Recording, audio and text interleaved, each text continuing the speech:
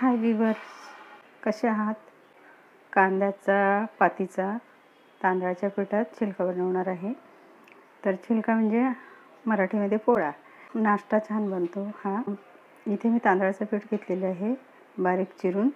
कांद्याची पात घेतलेली आहे, 2 चमचे दही, त्यानंतर जिरा पावडर, मीठ, चिरलेली मिरची, चिली फ्लेक्स, जिरं, काळे तीळ आणि कोथिंबीर एकत्र करून घेणार आहोत.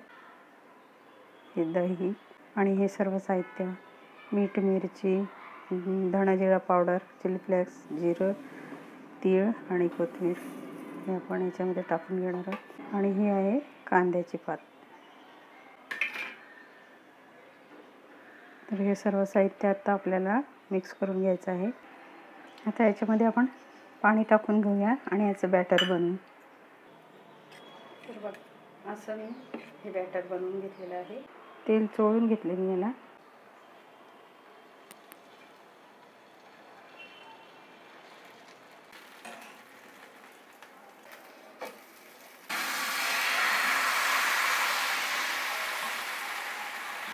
बघा, असं पसरवून घ्यायचं व्यवस्थित.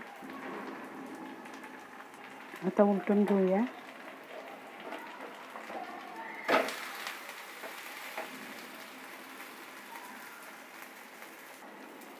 इथे मी तूप गरम करून ठेवलेलं आहे. ते तूप थोडं थोडं आपण वरतून सोडायचं आहे.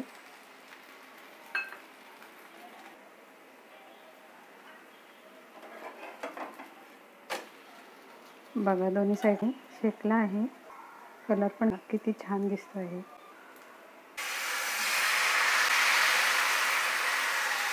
आता दुसरा पण आपण उलटून घेऊया.